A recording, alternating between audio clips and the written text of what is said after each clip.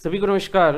पारिस्थितिकी एवं पर्यावरण में इकोसिस्टम की हम बात कर रहे थे और इकोसिस्टम में अब तक हम पढ़ चुके हैं जो अलग अलग घटक थे, या ऐसे कह सकते हैं कि जो पारिस्थितिक तंत्र के जो अलग अलग कार्य हैं, प्रोडक्टिविटी, डीकम्पोजिशन, एनर्जी का फ्लो हमने देखा, ऊर्जा का प्रवाह कितना परसेंट वगैरह। फिर उसके बाद हम पोषक पदार्थों के चक्रण की बात कर रहे थे, जिसमें हमने बात की कि किस प्रकार से पोषक पदार्थ कभी खत्म नहीं होते, हाँ एक स्थान से दूसरे स्थान तक शिफ्ट होते हैं, या जैविक और अजैविक घटकों के बीच में उनका क्या होता है, लगातार चक्रण होता रहता है। आगे जब बात करते हैं कि दो प्रकार के हमने गैसीय और अवसादी चक्रों की बात की।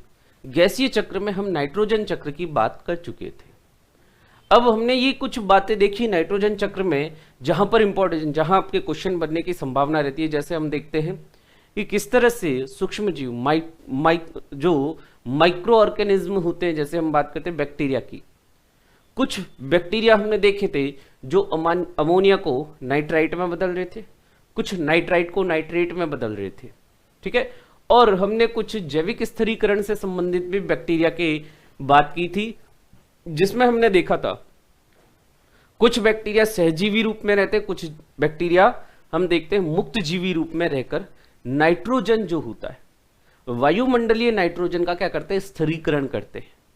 और वह वायुमंडलीय नाइट्रोजन जो होती है उसका स्थिरीकरण करने के बाद अब वे नाइट्रोजन या नाइट्रेट यौगिक जो होते हैं पौधे को प्राप्त होते हैं। और फिर वापस हमने देखा कि पौधे से वापस नाइट्रोजन किस प्रकार से एटमॉस्फेयर में, यानी हम बात कर सकते हैं चाहे लिथोस्फीयर, हाइड्रोस्फीयर या एटमॉस्फेयर, वायुमंडल, स्थलमंडल या जलमंडल में मुक्त होती है। लगातार चक्रण होता है। अब नाइट्रोजन साइकिल के बाद आगे बात करते हैं कार्बन साइकिल की। तो हमारा टॉपिक पारिस्थितिकी एवं पर्यावरण, और इसमें हम बात कर रहे हैं इकोसिस्टम की, पारिस्थितिकी एवं पर्यावरण,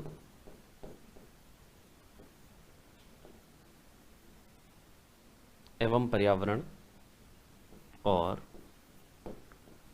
इसमें हम पारिस्थितिक तंत्र या इकोसिस्टम की बात कर रहे हैं।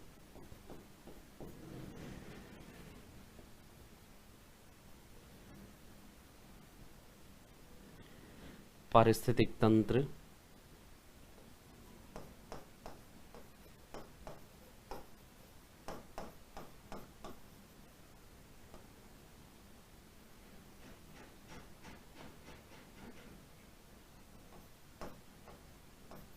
इकोसिस्टम,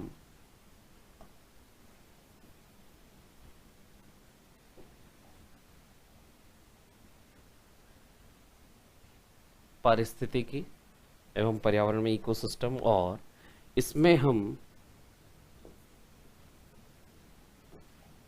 जो अंतिम चौथा कार्य था, यानी पोषक पदार्थों का चक्रण, उसमें भी हम बात कर रहे हैं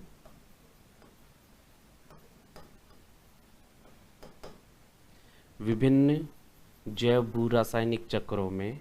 नाइट्रोजन चक्र हम पढ़ चुके हैं, कार्बन चक्र की अब बात कर रहे हैं। तो आगे लिख सकते हैं कार्बन चक्र के बाद अगला, नाइट्रोजन चक्र के बाद अगला कार्बन चक्र।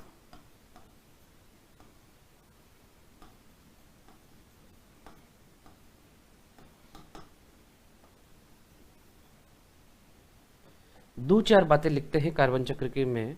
कार्बन क्या है इसके बारे में, कि कार्बन सभी जैविक पदार्थों,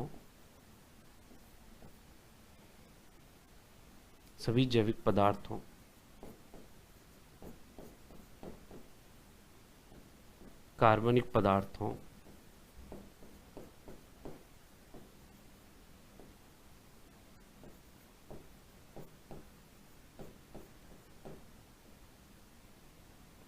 में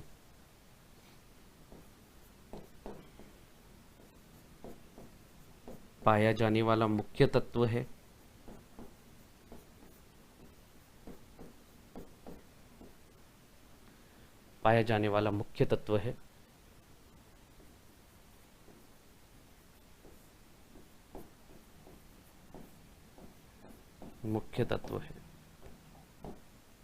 आगे बात करते हैं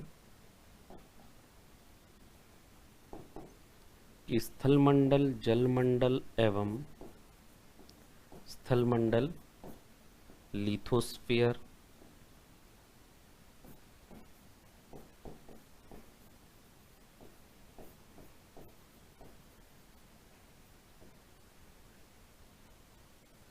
जलमंडल हाइड्रोस्फीयर,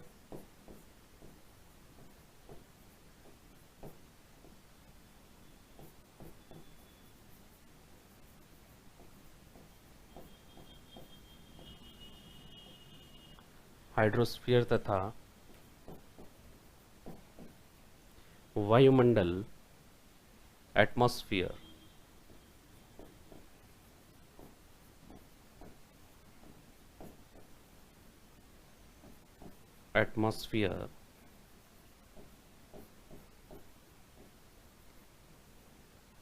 तीनों स्थानों पर या तीनों जगह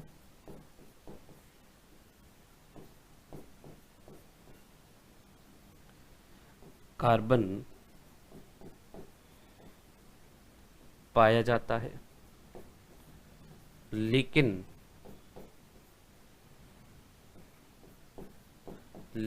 उत्पादकों के द्वारा ग्रहण करने योग्य,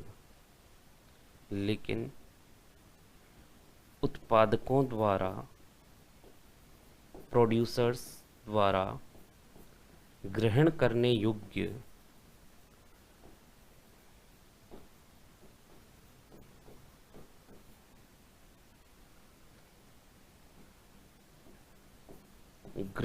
योग्य कार्बन केवल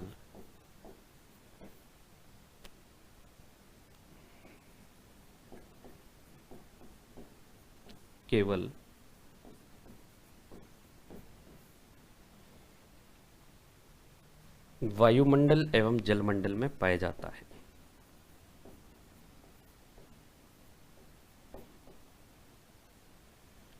वायुमंडल एवं जलमंडल में पाया जाता है।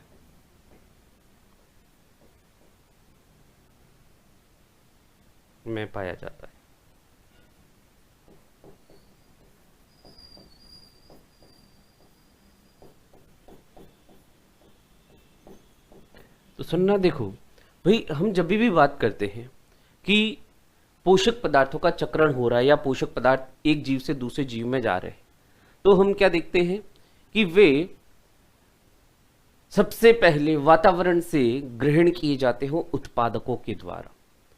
जैसे हमने नाइट्रोजन की भी बात की, नाइट्रोजन सीधे किसी भी रूप में उत्पादकों में नहीं जा रही थी, उपभोक्ता में नहीं जा रही थी, पहले उत्पादकों से फिर प्राथमिक, द्वितीयक, तृतीयक उपभोक्ता की ओर वह पोषक पदार्थ गति करते।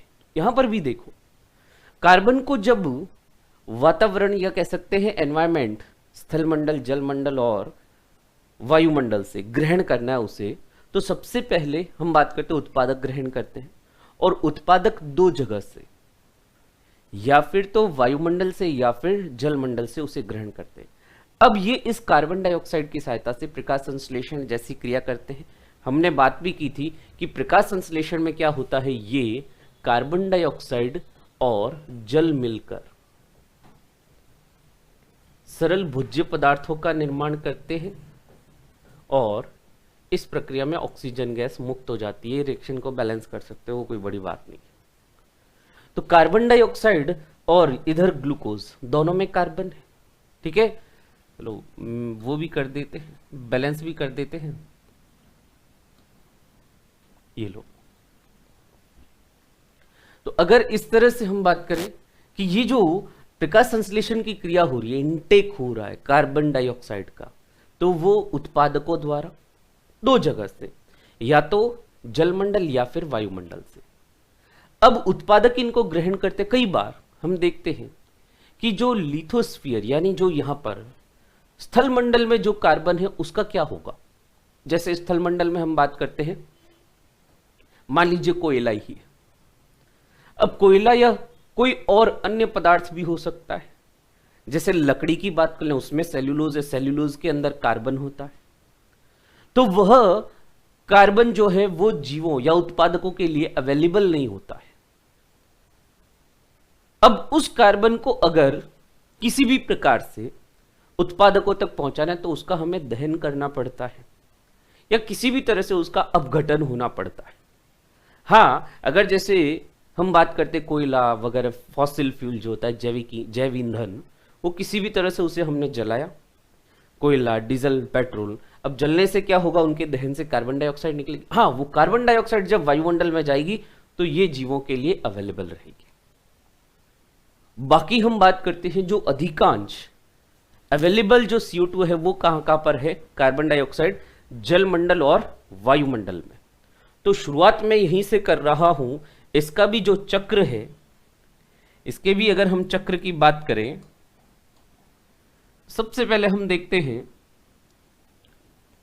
वायुमंडल एवं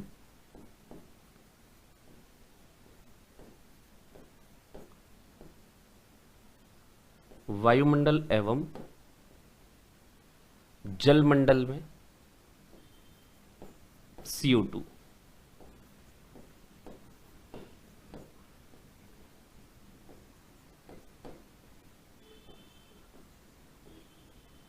CO2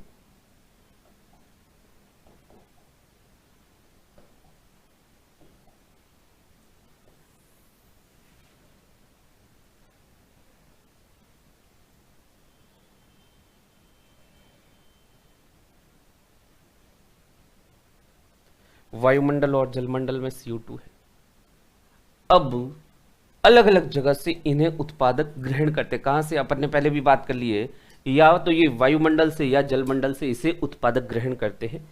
अब कैसे ग्रहण वगैरह करते हैं ये देखते हैं। जैसे हम मान लेते हैं कि पौधे सबसे पहले क्या है, इस वायुमंडल से कार्बन डाइऑक्साइड को ग्रहण करते, यानी यहां से यह उत्पादकों में आ गई, उत्पादक या प्रोड्यूसर्स।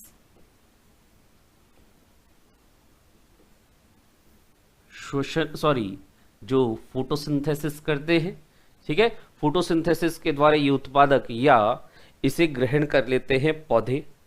अब इन पौधों को हमने जला दिया, मान लीजिए जला दिया, इनका क्या कर दिया, दहन कर दिया। तो दहन करने से जो ये CO2 थी वापस कहां चली गई, वायुमंडल में। छोटा सा भाग बनाया मैंने केवल चक्र का। अब हम बात करते, ये यहां पर ये लीजिए। अब ऐसे भी तो हो सकता है ये उत्पादक यानी पेड़ पौधे भी तो सांस लेते हैं, यानी ये उत्पादक जब श्वसन करते हैं तब श्वसन की क्रिया यानी रेस्पिरेशन में CO2 छोड़ देंगे और CO2 कहां चली जाएगी, ये वायुमंडल में चली जाएगी, जा सकती है। नेक्स्ट, अब ऐसे भी तो हो सकता है भाई कि जो ये उत्पादक है, इन्हें कोई उत्पादकों की अगर हम बात करते, मान लिया कि ये जो उत्पादक है इनको किसी उपभोक्ता ने खा लिया, हो सकता है भाई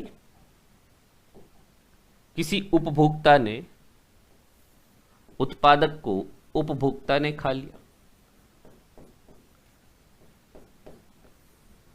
अब ये उपभोक्ता भी हो सकता है इस तरह से श्वसन करे और श्वसन के दौरान कार्बन डाइऑक्साइड छोड़ दे। जैसे हम मान लीजिए हमने कोई फल फ्रूट यानी कोई भी शाकाहारी खाना यानी उत्पादकों से ग्रहण किया, हमने सांस छोड़ी, सांस छोड़ने के साथ ये कार्बन डाइऑक्साइड वापस कहां मिल गई, वायुमंडल में मिल गई। अब ये जो उपभोक्ता होते हैं, जरूरी नहीं है कि केवल ये उपभोक्ता श्वसन ही करे, हो सकता है जब ये उपभोक्ता कभी मर गया हो तो इसकी मृत्यु, और मान लीजिए इसका जो अपरद बना, वेस्ट प्रोडक्ट बना इसका, उसका सूक्ष्म जीवों ने अपघटन किया और अपघटन के बाद इसमें से भी CO2 रिलीज हो गई। भाई इसमें से भी CO2 रिलीज हो गई। मान लीजिए कोई पौधा था, किसी शाकाहारी जानवर ने उसे खा लिया, अब उसकी मृत्यु हो गई। अब उसकी जो डेड बॉडी जो है अपरद के रूप में बदल जाती है, डेट्राइट यानी जैविक कचरे के रूप में, और ये यहां से वापस CO2 मुक्त हो गई। या ऐसे भी हो सकता है कि कोई उत्पाद की भी सीधी ही मृत्यु हो जाए और वह अपरद में बदलकर उसका भी अपघटन हो जाए, ऐसा भी हो सकता है। या यहां पर चलो पहले उसकी मृत्यु कर देते फिर उसको अपरद में बदलते हैं। ये इसकी मृत्यु हो गई और यहां से ये अपरद में बदल गया। ठीक है, यानी CO2 उत्पादक से किस तरह से वापस वायुमंडल में मुक्त हो सकती है ये हम देखते हैं। ये अपरद जो है यहां पर सूक्ष्म जीवों की सहायता से, अपरद की बजाय कंफ्यूज ना होना, सूक्ष्म जीव लिख देता हूं, एक ही बात है। सूक्ष्म जीव की क्रिया अपरदहारी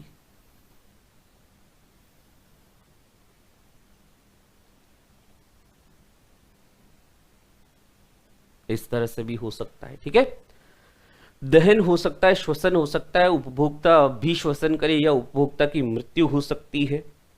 या फिर हम क्या देखते हैं कि कई बार जैसे हम बात करते हैं भूगर्भ में कई बार बड़ी बड़ी हलचलें होती है, और हलचलें होने के कारण क्या होते हैं, जो बाहर के जीवित पौधे या जंतु हैं वो क्या होते हैं, सतह में पृथ्वी के अंदर गहराइयों में दब जाते हैं, बहुत गहराई में। हालांकि ऐसे भू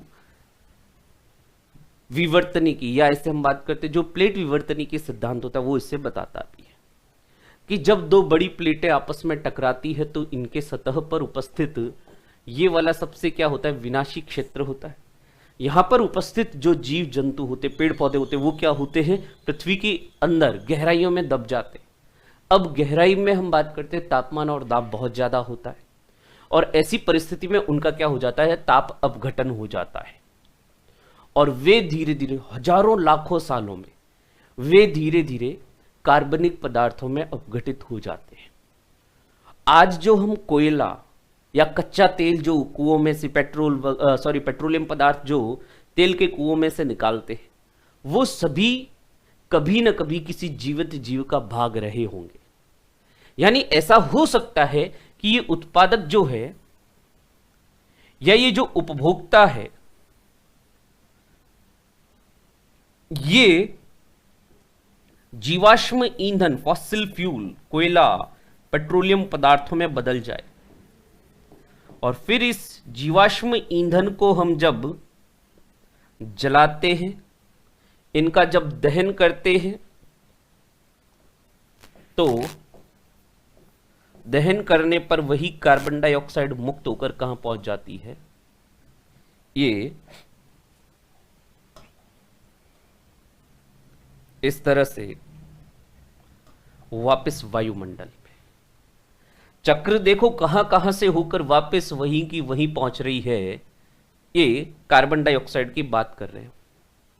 अब कई बार ऐसा भी हो सकता है कि ये जो वायुमंडल या जलमंडल में जो कार्बन डाइऑक्साइड है, सीधा हम देखते हैं कई बार हो जाता है। जैसे बारिश हुई, बारिश के दौरान जो वायुमंडलीय कार्बन डाइऑक्साइड थी वह CO2 का रासायनिक रूपांतरण हो जाता है।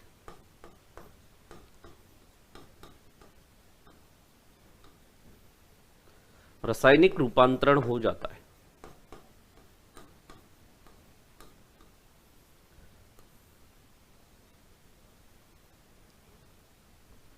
और ये रासायनिक रूपांतरण होकर, जैसे मैंने कहा ना, बारिश हुई, बारिश का जो जल था वायुमंडलीय कार्बन डाइऑक्साइड से क्रिया करता है और कुछ ऐसे H2CO3 यानी कार्बोनिक अम्ल जैसे पदार्थों का निर्माण करता है। और अब ये जो CO2 या कह सकते हैं कि जल में घुली हुई जो CO2 है, ये वापस पहुंच जाती है लिथोस्फीयर में, या ऐसे कह सकते हैं कार्बन युक्त चट्टानों में या कार्बोनेट चट्टाने।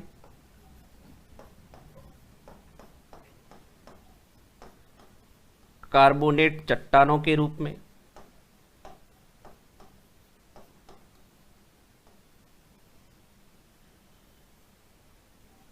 कार्बोनेट चट्टानों के रूप में बदल जाती है। और ये कार्बोनेट चट्टानें जो होती है, कई बार हम देखते हैं कि भूगर्भ में ये कार्बोनेट चट्टानें भूगर्भ से कई बार, जैसे हम देखते हैं कि ज्वालामुखी क्रिया,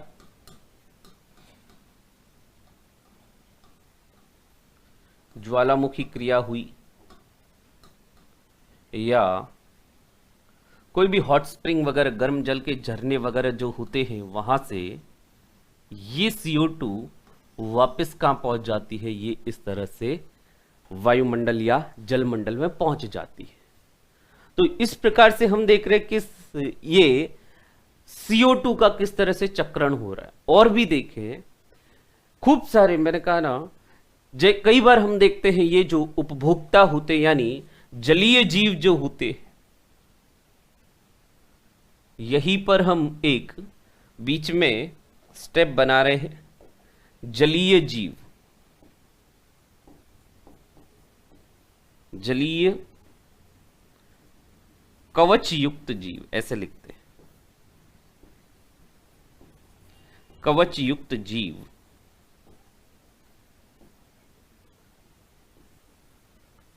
इनकी जब मृत्यु हो जाती है तो ये भी इस तरह से कार्बोनेट चट्टानों के रूप में या उनका भाग बन जाते हैं। उनका केवल जो, देखो, बॉडी का जो सॉफ्ट पार्ट होता है ना, वो तो डिकम्पोज हो जाएगा, लेकिन जो उनमें कवच होता है, कैल्शियम कार्बोनेट वगैरह के कवच होते हैं, लिख देता हूं कैल्शियम कार्बोनेट। तो ये कार्बन जो था, ये इस कार्बोनेट चट्टान का भाग बन जाता है। और फिर ये कार्बोनेट चट्टाने कई बार, जैसे हम देखते हैं, खनन के द्वारा हो सकता है, खनन के द्वारा ये चट्टाने हम प्राप्त करें और ये वापस यहाँ जलमंडल या वायुमंडल में पहुंच जाए। ज्वालामुखी क्रिया भी हो सकती है। तो खूब सारे यहाँ पर हम देखते हैं किस तरह से कार्बन का चक्रण हो रहा है। पहले भी मैंने बताया था, पोषक पदार्थ जो होते हैं न तो उत्पन्न होते हैं, ना ही नष्ट होते हैं। वे केवल एक जैविक घटक से दूसरे जैविक घटक में या एक जैविक घटक से अजैविक घटकों में या अजैविक घटकों से वापस जैविक घटकों में आ सकते हैं। ये जो इस तरह से साइक्लिंग हो रही है, ये हमने कार्बन चक्र की बात की। अब इससे रिलेटेड कुछ प्रमुख बातें हैं जो बेसिकली फैक्ट्स हैं। जैसे चक्र हमने नाइट्रोजन चक्र भी बनाया था, उसमें भी जो हमें पढ़ना था वो सब वहीं देख लिया। यहां पर कोई हालांकि विशेष माइक्रो ऑर्गेनिज्म की फंक्शन है नहीं। ये हमने कहां देखा था? नाइट्रोजन चक्र में देखा था। तो नाइट्रोजन चक्र ठीक है, उसमें वहां पर जीवाणुओं का रोल था, वहां पर हमने बात भी की। यहां ऐसा कोई खास जीवाणुओं का रोल नहीं है क्योंकि कार्बन आसानी से रिलीज हो जाता है। ठीक है, हाँ, नाइट्रोजन को फिर एज इट इज नाइट्रोजन के रूप में ग्रहण नहीं किया जा सकता। यहां किसी भी जीवाश्म ईंधन को जला दिया, पौधे को जला दिया, सांस छोड़ दी या ऐसे सूक्ष्म जीवों ने किसी का अपघटन कर दिया तो CO2 रिलीज हो जाती और वो CO2 एज इट इज इसी फॉर्म में CO2 वापस ये उत्पादक ग्रहण कर लेते हैं। तो यह इस बात की हमें कोई ज्यादा यहां लोड नहीं लेना कि माइक्रो ऑर्गेनिज्म यहां नहीं आएंगे, आएंगे जितने भी होते सूक्ष्म जीव बेसिकली कोई स्पेसिफिक नहीं है। हाँ, कुछ बात हम जो है कार्बन चक्र से रिलेटेड जो कुछ फैक्ट हैं उनकी बात हम यहां कर सकते हैं कि साइक्लिंग पूल जो है, यानी हम बात करते हैं एक तो एटमॉस्फेयर और एक क्या है जलाशय, इनमें हम बात करते हैं कि अलग अलग मात्रा में जल पाया जाता, जो CO2 पाया जाता है। और फिर रिजर्वॉयर पूल, देखो एक होता है साइक्लिंग और एक होता है रिजर्वॉयर। तो जहां पर हमने ये बात की ना कि स्थलमंडल, लिथोस्फीयर, हाइड्रोस्फीयर और एटमॉस्फेयर, तो हाइड्रोस्फीयर और एटमॉस्फेयर से उत्पादक इन्हें ग्रहण करते हैं। जहां से ग्रहण करते हैं या जहां से चक्रण होता रहता है, ये लगातार प्रवाह जहां बना रहता है उन्हें तो कहते हैं साइक्लिंग पूल कहते हैं, ठीक है। और जहां से ये उत्पादक सीधा उन्हें ग्रहण नहीं कर सकते उसे कहते हैं रिजर्वायर पूल। हाँ, वहां पर क्या कह सकते हैं, आरक्षी भंडार है वह, वहां से क्या हो सकता है, वे लगातार उसे ग्रहण कर लेते, किसी अन्य रूप में कर सकते, लेकिन सीधे ग्रहण किससे करते हैं, हमने बात की जलमंडल और वायुमंडल से। स्थलमंडल से जब तक हम उन पदार्थों का ऐसा दहन नहीं करते तब तक वे पौधे के लिए अवेलेबल नहीं होते हैं। तो कुछ ऐसी बातें लिख लेते हैं कि कार्बन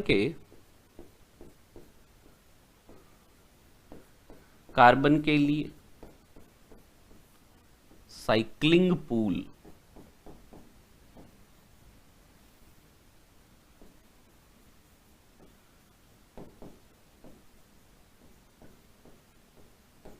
या चक्रण भंडार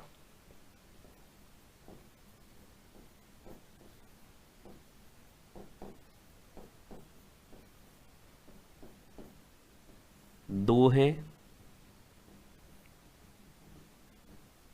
देखें, चक्रण भंडार एक तो हो जाएगा आपके वायुमंडल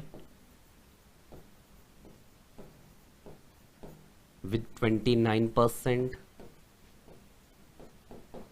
और एक हो जाएगा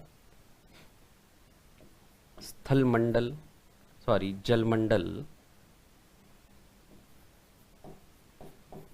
हाइड्रोस्फीयर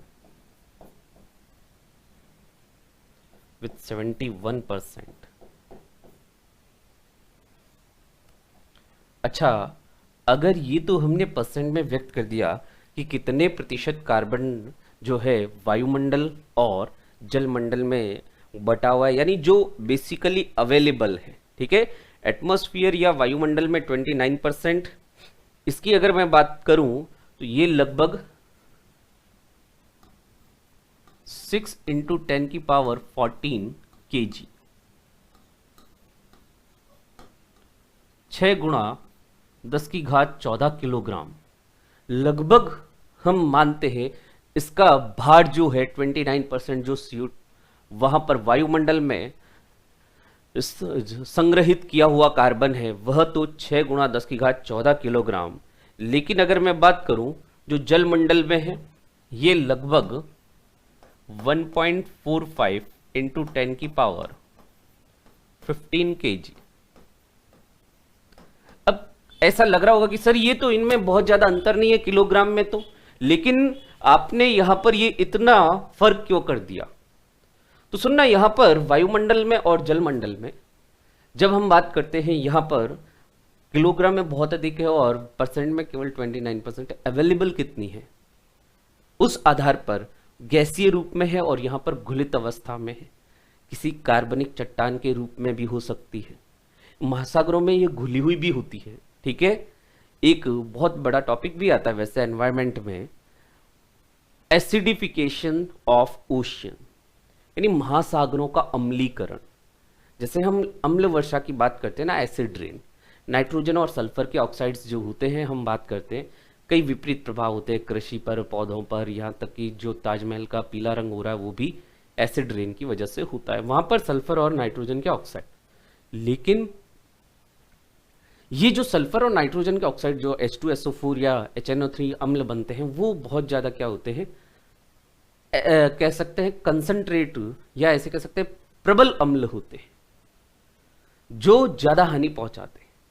हालांकि ये ही बारिश का जल इस CO2 के साथ भी कार्य करता है या कार्बन के साथ भी कार्य करता है, तो एक कार्बनिक अम्ल H2CO3 भी बनाता है, लेकिन वो बहुत दुर्बल अम्ल है, बहुत वीक एसिड है, तो उसका प्रभाव नॉर्मली हम नहीं देखते। लेकिन जब वही बारिश का जल नदियों में होता हुआ महासागरों में जाता है, तो महासागरों में इतना सारा कार्बन पहुंचने से, इतना सारा ऐसा दुर्बल अम्ल पहुंचने से सबसे उसकी अम्लीयता में क्या हो रही है, धीरे धीरे वृद्धि हो रही है। इसे कहते हैं एसिडिफिकेशन ऑफ ओशियंस। ऐसा होता है, लेकिन वो अलग ही टॉपिक है। खैर, वहां पर भी चक्रण तो कार्बन का वहां पर भी हो रहा है।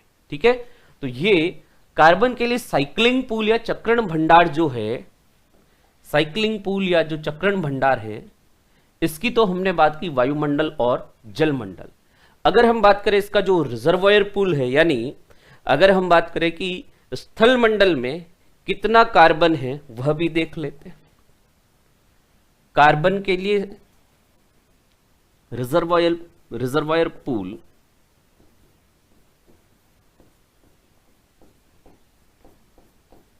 कार्बन के लिए रिजर्वायर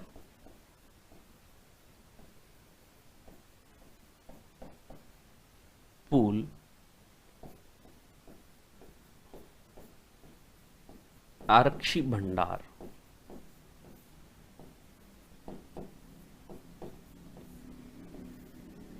यहां पर कार्बन की अत्यधिक मात्रा हम देखते हैं। यह है स्थल मंडल लिथोस्फीयर। किस रूप में होती है ये अपन ने बात कर लिया, ऐसे कार्बनिक चट्टानें वगैरह जीवाश्म ईंधन वगैरह के रूप में होता है। और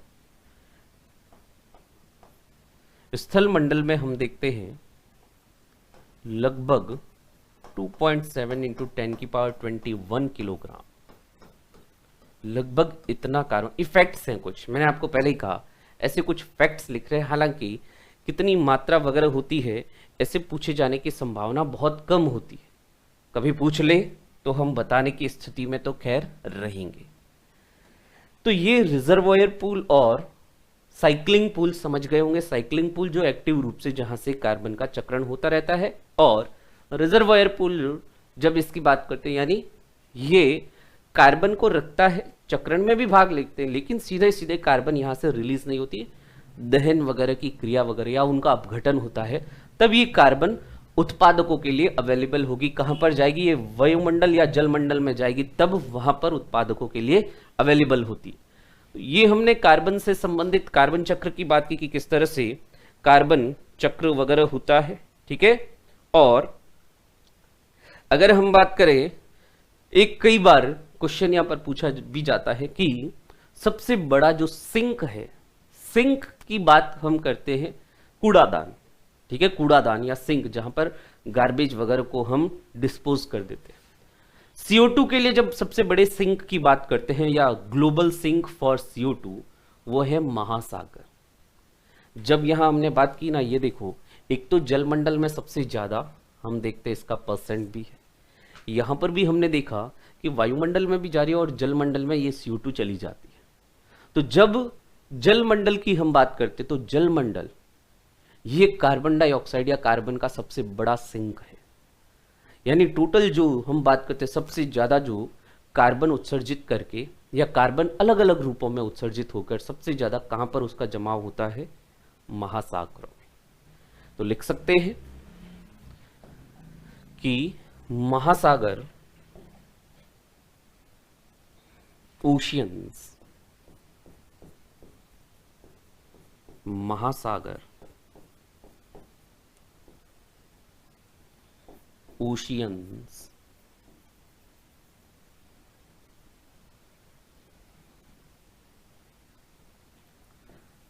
कार्बन के लिए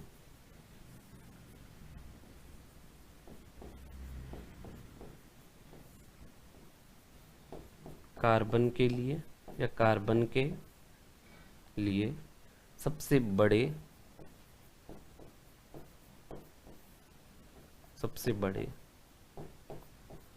ग्लोबल सिंक है।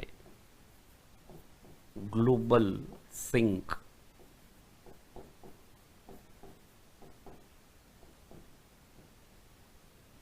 है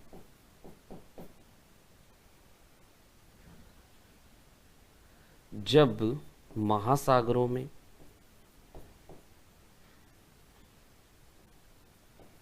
जब महासागरों के जल में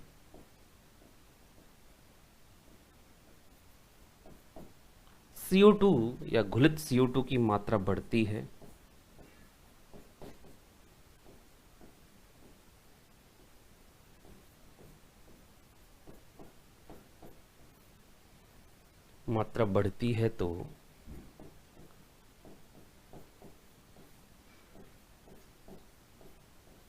तो महासागरीय अम्लीयता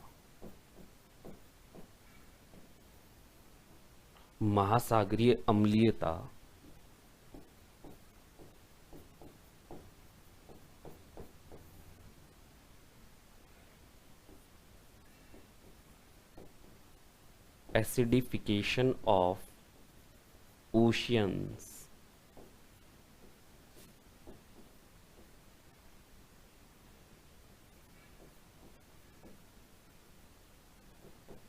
की घटना देखी जाती है।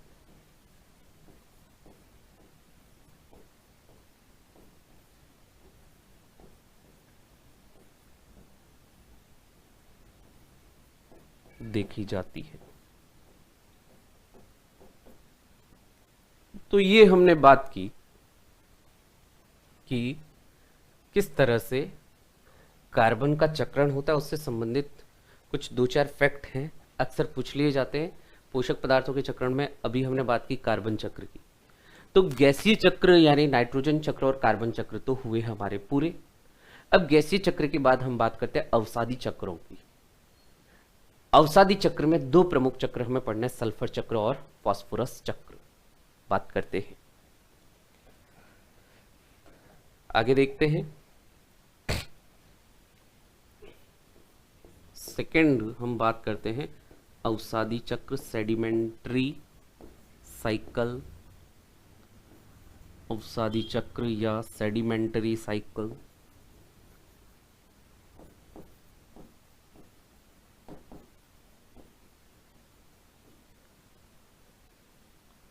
सेडिमेंट्री साइकिल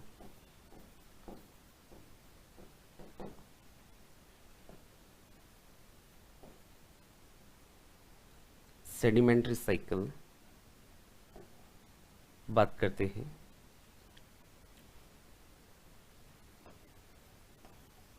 पहला हम देखते हैं फास्फोरस चक्र।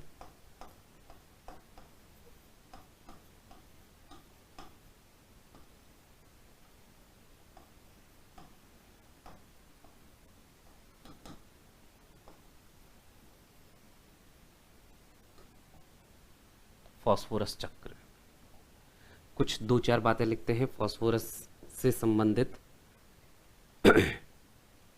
फास्फोरस चक्र जो है, इसमें फास्फोरस का चक्रण हम देखते हैं, लिख सकते हैं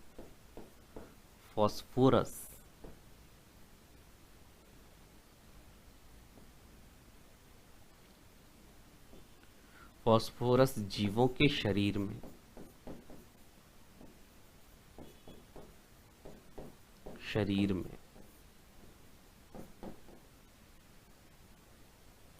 फॉस्फेट लवणों के रूप में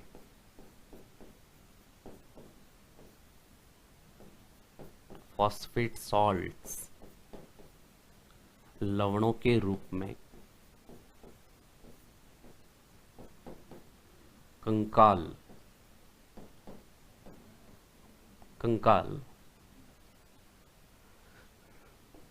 का मुख्य भाग बनाते हैं।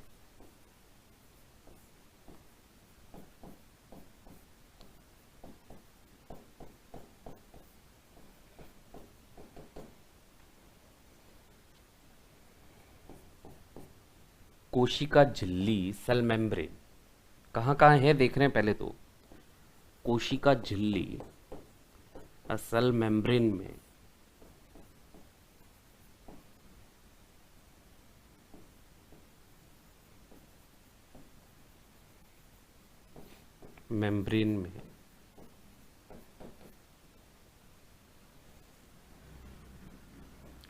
फॉस्फोलिपिड के रूप में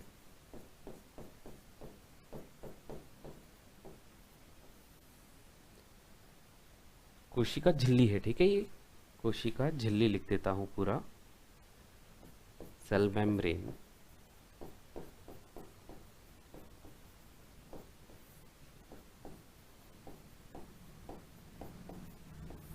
कोशिका झिल्ली या सेल मेम्ब्रेन में फॉस्फोलिपिड के रूप में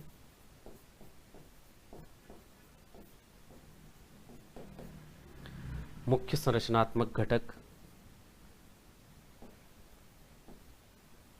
मुख्य संरचनात्मक घटक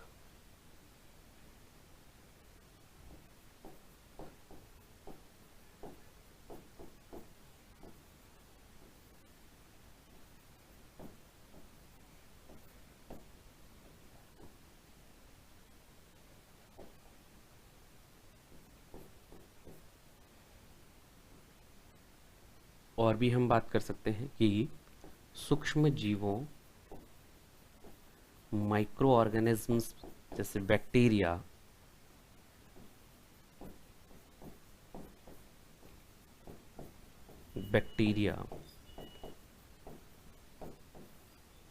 बैक्टीरिया में भी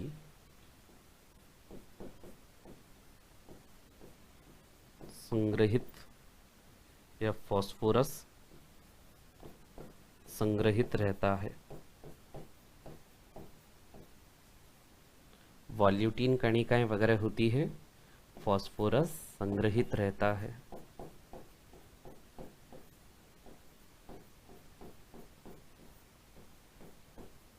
ये तो जीवों में हमने बात की। अगर हम बात करें वातावरण में, तो वातावरण में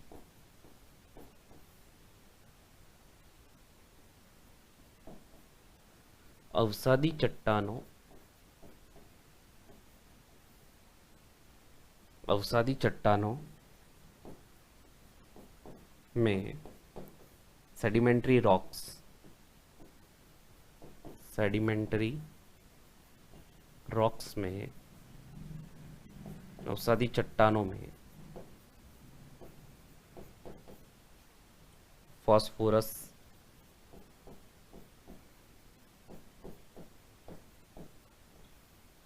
प्रचुर मात्रा में पाया जाता है।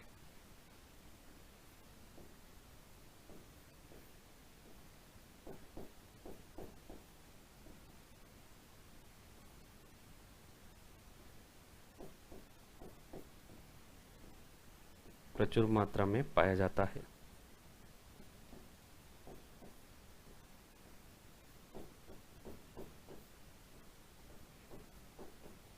ये फास्फोरस है कहाँ, ये हमने बात की। अब वही इसका चक्र बनाकर इसकी साइक्लिंग भी देखते हैं, किस तरह से फास्फोरस जैविक और अजैविक घटकों के बीच में इसकी गति या इसका चक्रण किस तरह से होता है। फास्फोरस के बारे में भी इसकी बात करते हैं, देखते हैं कि सबसे पहले हम बात करते हैं उत्पादकों से। भाई उत्पादकों की जब मैं बात करता हूं, प्रोड्यूसर्स, उत्पादक या प्रोड्यूसर्स,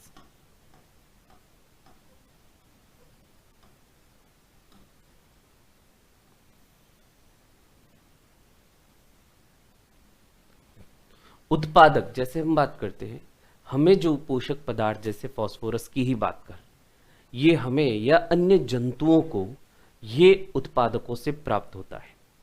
उत्पादकों का जब भक्षण करते हैं कंज्यूमर्स, या हम बात करें उपभोक्ता की, तो ये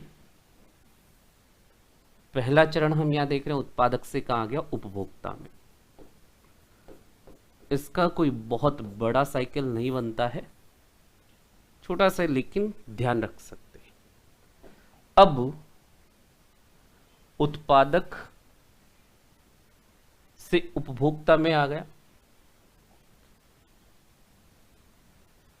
अब उपभोक्ता जो हुए, इनके अपशिष्ट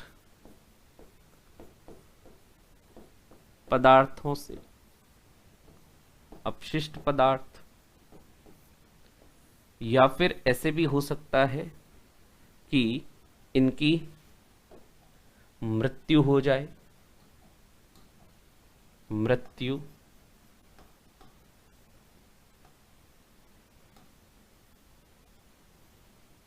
यानी उपभोक्ता की भी मृत्यु हो सकती है, उत्पादक की भी तो मृत्यु हो सकती है।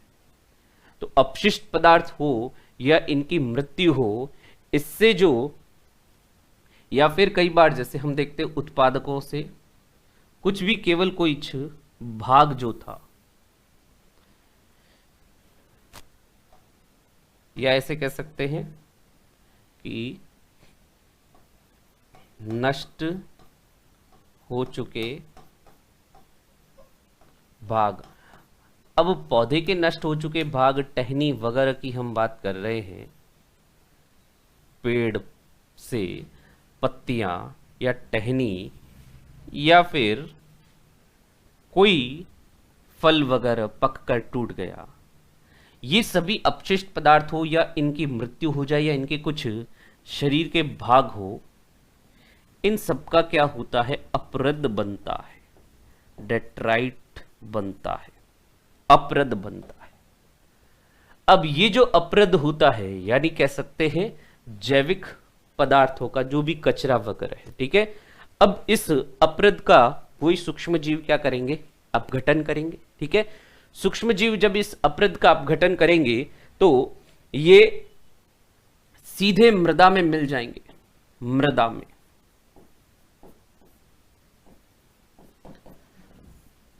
फास्फोरस कहां मिल गया, मृदा में।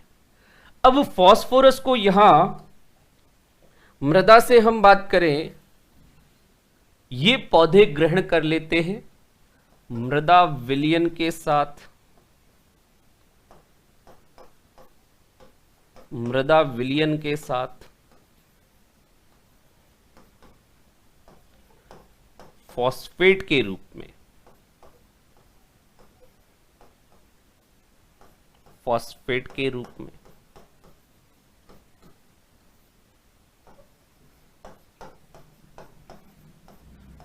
में, कुछ भाग तो यहां चला जाएगा और कुछ यहां हम देखते हैं कि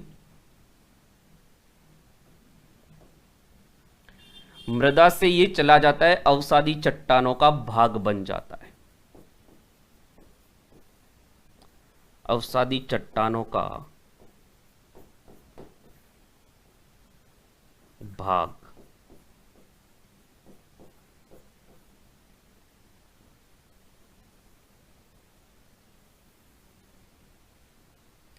ये मृदा में जाकर फास्फोरस फॉस्फेट लवणों के रूप में अवसादी चट्टानों का भाग बन जाता है, ठीक है।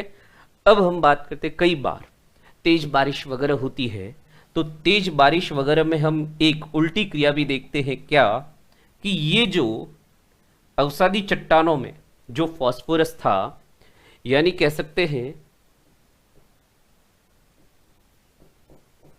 बारिश या तेज जल प्रवाह से इन चट्टानों से हटकर वापस मिट्टी में भी मिल सकता है। तो मृदा से ये चट्टानों के रूप में चला गया, चट्टानों में जम गया लवणों के रूप में, फॉस्फेट के रूप में, और यही हम देखते हैं कि कई बार बारिश या तेज जल का प्रवाह होता है तो ये वापस मृदा में भी मिल सकता है। मृदा से ले लेंगे वापस उत्पादक, और इस तरह से उपभोक्ता, अपशिष्ट पदार्थ, अपरद, मृदा, वापस इस तरह से चक्र चलता रहता है। ये एक अवसादी चक्र जिसमें हमने फास्फोरस चक्र की बात की। एक और चक्र यहां पर हमने ये अवसादी चक्र में फास्फोरस चक्र पहले इसकी बात की, ठीक है। कहां कहां फास्फोरस प्रयुक्त होता है और किस तरह से इसका यहां पर प्रवाह होता है। फिर आगे हम बात करते हैं,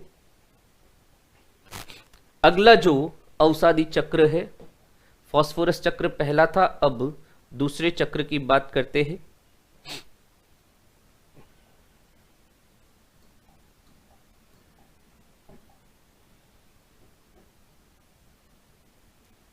दूसरा अवसादी चक्र हम देखते हैं सल्फर चक्र, सल्फर साइकिल या सल्फर चक्र।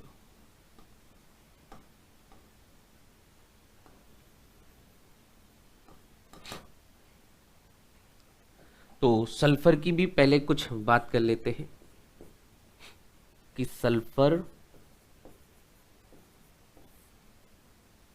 वातावरण में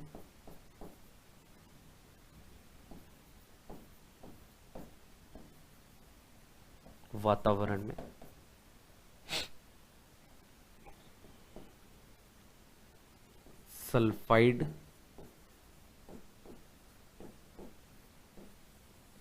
यौगिक या यौगिकों के रूप में तथा सल्फेट मुख्य रूप से, बाकी सल्फाइट भी हो सकता है, ठीक है, सल्फाइट भी हो सकता है, अपन ने यहां ड लिखा है, सल्फेट यौगिकों के रूप में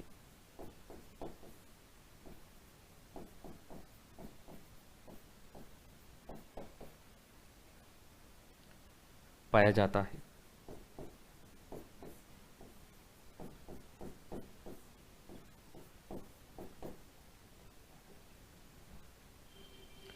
और लिख सकते हैं कि अवसादी चट्टानों सेडिमेंट्री रॉक्स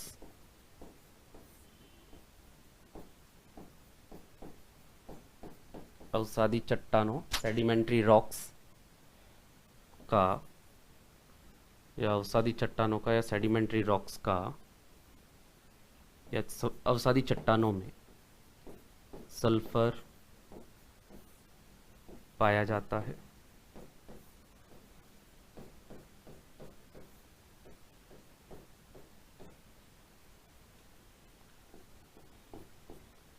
सल्फर के अयस्क ओर्स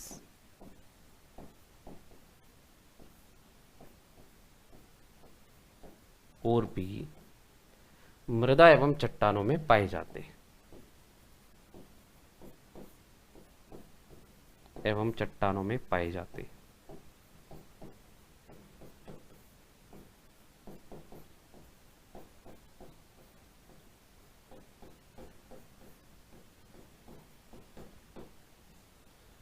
और भी लिख सकते हैं, जीवों में जब बात करते हैं सल्फर की तो सल्फर युक्त अमीनो अम्ल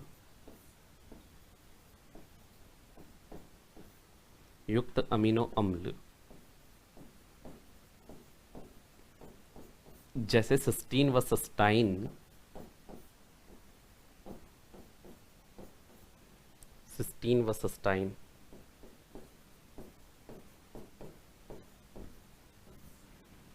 सिस्टीन एवं सिस्टाइन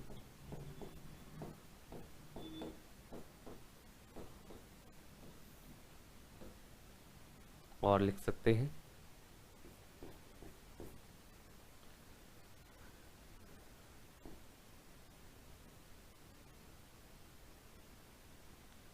प्याज, लहसुन,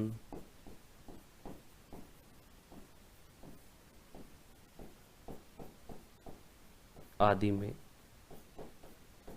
ठीक है। और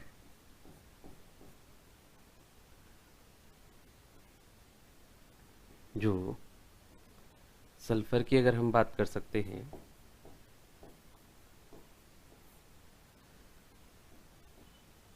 सल्फर बहुत कम मात्रा में ही सही, या लिख सकते हैं सल्फर कम मात्रा में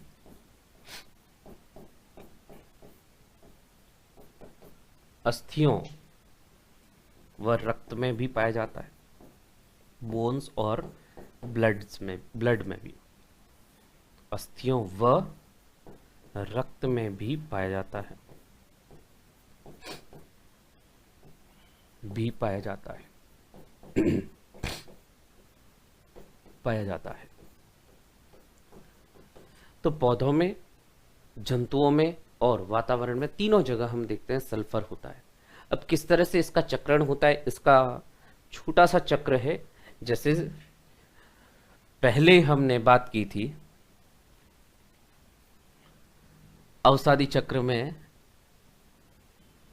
फॉस्फोरस की। अब हम बात कर लेते हैं सल्फर की। तो सबसे पहले हम बात करते हैं कि मृदा में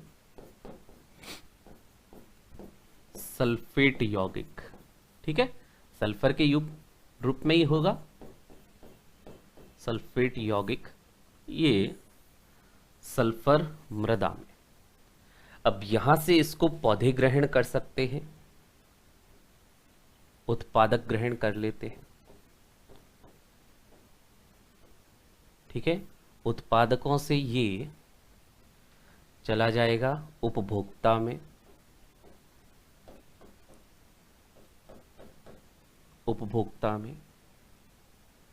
अब उपभोक्ता के अपशिष्ट पदार्थों में,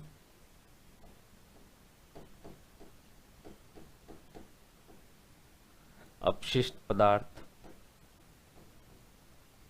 या ये अपशिष्ट पदार्थ से वापस कहाँ मिल जाता है सल्फर, इस यौगिक सल्फेट के रूप में कन्वर्ट हो जाता है मृदा में। या ऐसे भी हो सकता है कि इस उपभोक्ता की मृत्यु हो गई, मृत्यु या मृत शरीर, हो सकता है उत्पादक की भी मृत्यु हो जाए। अब इनका जो वही जीवाणुवीय अपघटन होता है, इनके मृत भागों का,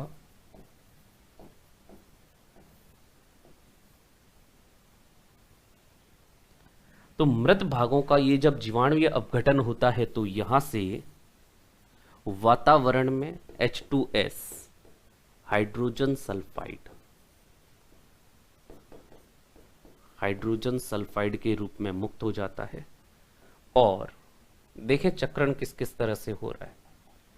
या ये भी हो सकता है कि ये मृदा में जो सल्फेट यौगिक होते हैं वो बारिश के साथ, यानी वही तेज बारिश या जब ये भूमि में अधिक गहराई में चले जाते हैं तो अवसादी चट्टानों में, अवसादी चट्टानें,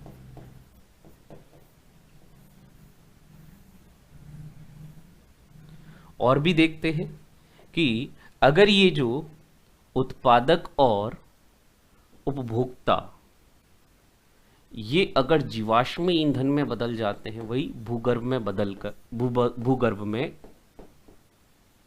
दबकर जीवाश्म ईंधन में बदल जाते हैं, तो जीवाश्म ईंधन जो होता है उसको हम दहन जब करते हैं तो दहन के दौरान भी वातावरण में सल्फर वायुमंडल में, या लिख सकते हैं वातावरण में, ठीक है, ये सल्फर के यौगिक सल्फर के रूप में पहुंच जाए। अब यहां से वातावरण में ये पहुंच गया तो कई बार हम देखते हैं वही बारिश हुई और बारिश के साथ या बारिश का जल इससे क्रिया कर ये सल्फर यौगिकों से बारिश का जल क्रिया कर हम देखते हैं कि अम्लीय वर्षा, और ये अम्लीय वर्षा के द्वारा ये वापस जो सल्फर होता है ये कहाँ पहुंच जाता है, वापस मृदा में या किसी अन्य भाग पर भी। ये अलग अलग प्रकार से हमने देखा कि किस तरह से सल्फर का चक्रण अलग अलग रूप में हो रहा है, ठीक है। ये सल्फर चक्र की हमने बात की। तो यहां पर हमारे जैव भू रासायनिक चक्र जो है, पहले हमने लास्ट क्लास में नाइट्रोजन चक्र की बात की, आज हमने ये कार्बन चक्र की बात की, कार्बन चक्र के बाद हमने फास्फोरस चक्र और सल्फर चक्र की बात की। यहां पर जैव भू रासायनिक चक्र पूरे होते हैं और यहीं पर जो इकोसिस्टम के 4 कार्य थे, प्रोडक्टिविटी, डिकम्पोजिशन, हम बात कर दें फ्लो ऑफ एनर्जी की, या बात करें न्यूट्रिएंट साइक्लिंग की बात करें, पोषक पदार्थों का चक्रण, ये पूरा होता है। अब इकोसिस्टम में एक और टॉपिक हम देखते हैं जो बचता है, अनुक्रमण या सक्सेशन। उसकी बात करते हैं आने वाली क्लास में, नेक्स्ट क्लास में। Thank you very much.